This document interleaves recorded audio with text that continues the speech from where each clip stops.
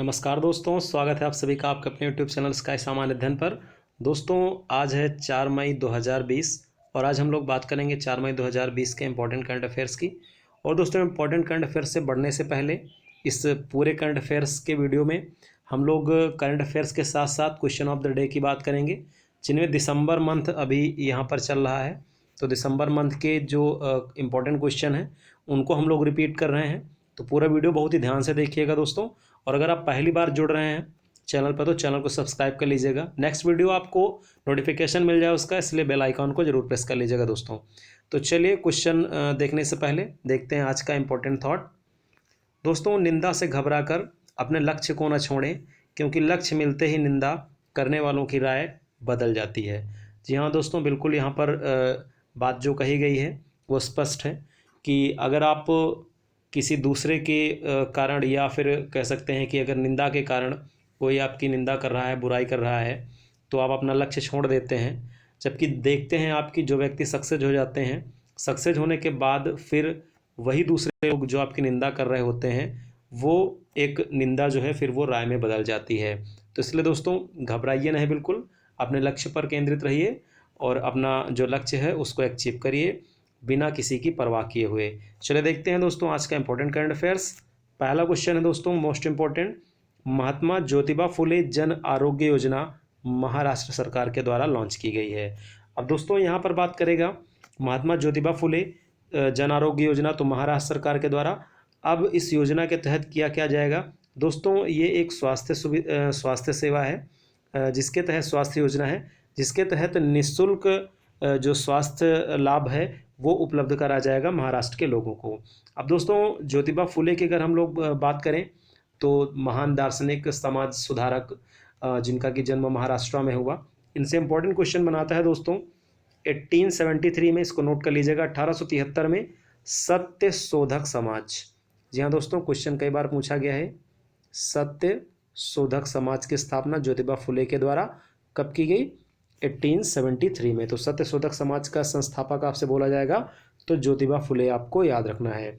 और दोस्तों, ज्योतिबा फुले की बात यहाँ पर की जा रही है तो पुस्तक एक इम्पोर्टेंट है यहाँ पर, गुलामगिरी।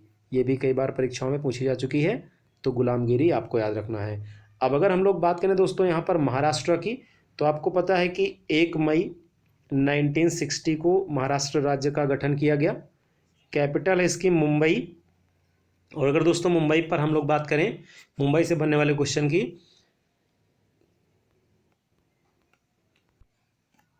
तो हमको याद रखना है दोस्तों कि मुंबई जो कि सालसेट द्वीप पर बसा हुआ है। किस द्वीप पर बसा हुआ है? सालसेट द्वीप पर बसा हुआ है, ये आपको याद रखना है। साथ ही साथ दोस्तों, मुंबई को कॉटन पॉलिस ऑफ इंडिया भी कहा जाता है और भारत की वाणिज्यिक राजधानी के रूप में भी हम लोग मुंबई को जानते हैं। गेटवे ऑफ इंडिया यहाँ पर इम्पोर्टेंट है। और दोस्तों, काला घोड़ा जो बर्ड फेस्टिवल है वो भी मुंबई में आयोजित किया गया। मुंबई में काला घोड़ा जो फेस्टिवल है दोस्तों, काला घोड़ा फेस्टिवल आपको याद रखना है, वो भी मुंबई में आयोजित किया गया, एक महोत्सव है।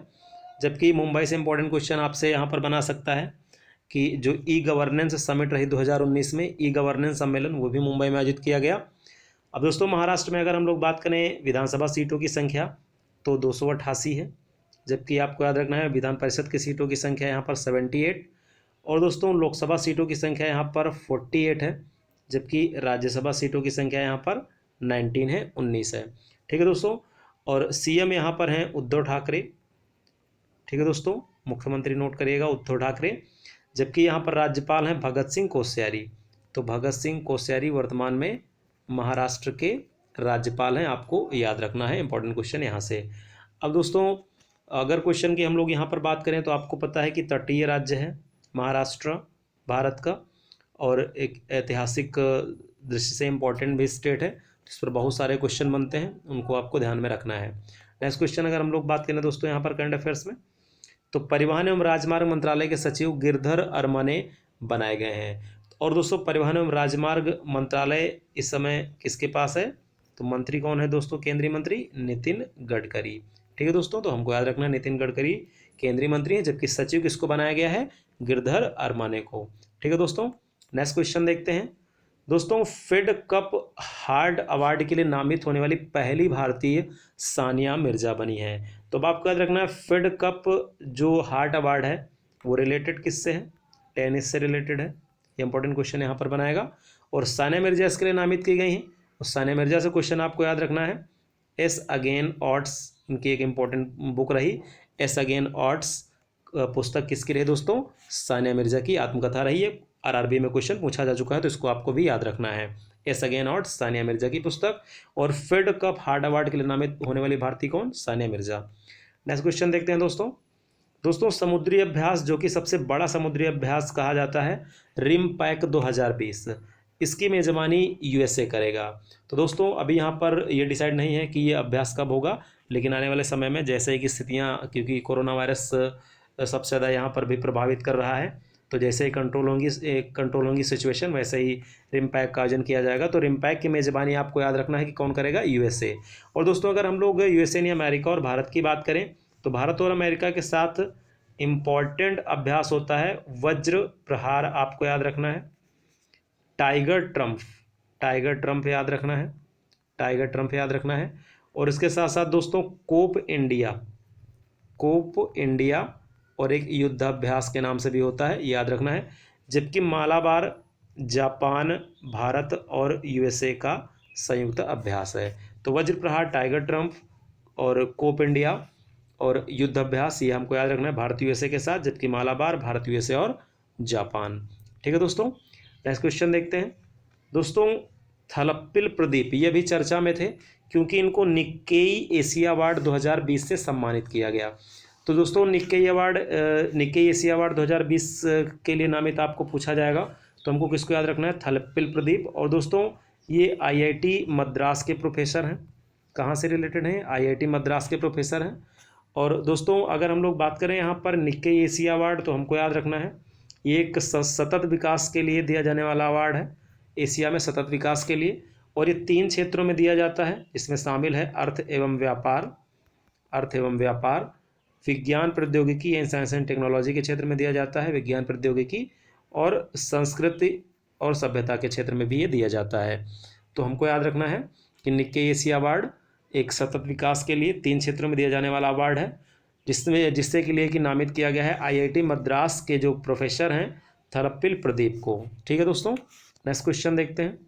दोस्तों प्रतिरोधक क्षमता को बढ़ाने के लिए मधुयस्थी कषाय जो कि एक काढ़ा है, एक आयुर्वेदिक दवा जिसको कि हिमाचल प्रदेश के द्वारा लॉन्च किया गया है।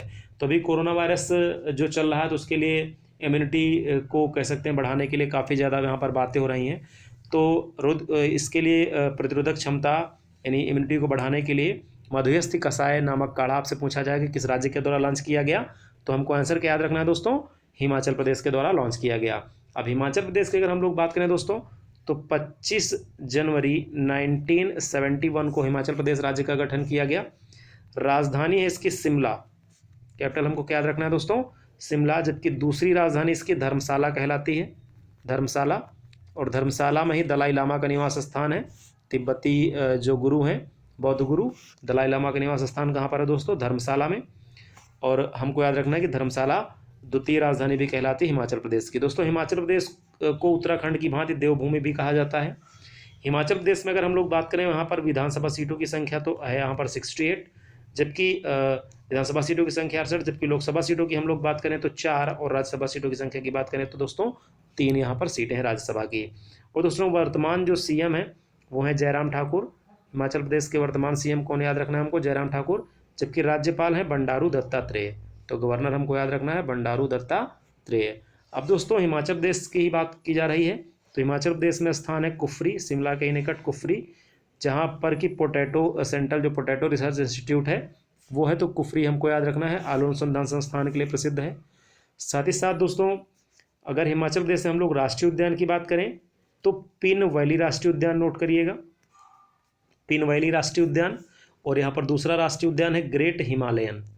तो ग्रेट हिमालयन और पिन वैली राष्ट्रीय उद्यान हमको याद रखना है कहाँ पर है, हिमाचल प्रदेश में।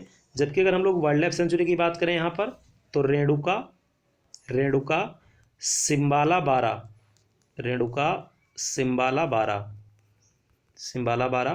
कन्वर कन्वर और सुकेती फासिल, सुकेती फासिल, ये यहाँ पर वन्यजीव अभयारण्य हैं, तो ये भी आपको इम्पोर्टेंट यहाँ पर याद रखना है। नेक्स्ट क्वेश्चन देखते हैं दोस्तों जो 7th कॉमनवेल्थ यूथ गेम्स हैं वो अब 2023 में होंगे। दोस्तों ये 2021 में होने थे, 2021 में होने थे, अब इनको कोरोना के कारण आगे शिफ्ट कर दिया गया है 2023 के लिए, क्योंकि आपको पता है 2021 में अब ओलंपिक का आयोजन किया जाएगा, टोक्यो ओलंपिक, जो कि 2020 में होना था, तो अब 21 में होगा। और कॉमनवेल्थ यूथ गेम्स जो 2021 में होने थे अब 2023 में होंगे। लेकिन दोस्तों यहाँ पर बहुत ध्यान से समझिएगा, ये कॉमनवेल्थ गेम जो 2023 यूथ कॉमनवेल्थ की बात यहाँ पर कर रहा है, यूथ कॉमनवेल्थ गेम 2023, और हमको याद रखना है इसका जो स्थान है, वेन्यू इसका है त्रिनिदाद एंड टोबैगो। तो आपको याद रखना है वेस्ट इंडीज द्वीप समूह के अंतर्गत त्रिनिदाद एंड टोबैगो में होंगे ये कॉमनवेल्थ यूथ गेम्स। अब दोस्तों कॉमनवेल्थ से आपको याद आ रहा होगा जो राष्ट्रमंडल गेम है 2022, ठीक है दोस्तों, क्योंकि 2018 गोल्ड कोस्ट सिटी हो चुके हैं, 2022 तो बर्मिंघम इंग्लैंड में होंगे। जबकि यहाँ पर हम लोग देख रहे हैं कि कॉमनवेल्थ यूथ लिखा हुआ है, कॉमनवेल्थ यूथ गेम्स, तो गड़बड़ नहीं करिएगा, 21 में होने थे अब 2023 में होंगे। स्थान कहाँ पर, TNT यानी त्रिनिदाद एंड टोबैगो में होंगे, और ये 7th नंबर के कॉमनवेल्थ यूथ गेम्स हैं जो कि 2023 में होंगे। ठीक है दोस्तों, तो 2021 में होना था, अब इनको कब शिफ्ट कर दिया गया है, 2023 के लिए शिफ्ट कर दिया गया है। तो आई होप ये बात आपको यहाँ पर समझ में आ गई होगी। अब दोस्तों अब आज के करंट अफेयर्स होते हैं यहाँ से इस तरह से पूरे। तो सबसे पहले हम लोग देखते हैं कल के करंट अफेयर्स में पूछे गए, प्रीवियस करंट अफेयर्स में पूछे गए प्रश्नों के राइट आंसर को।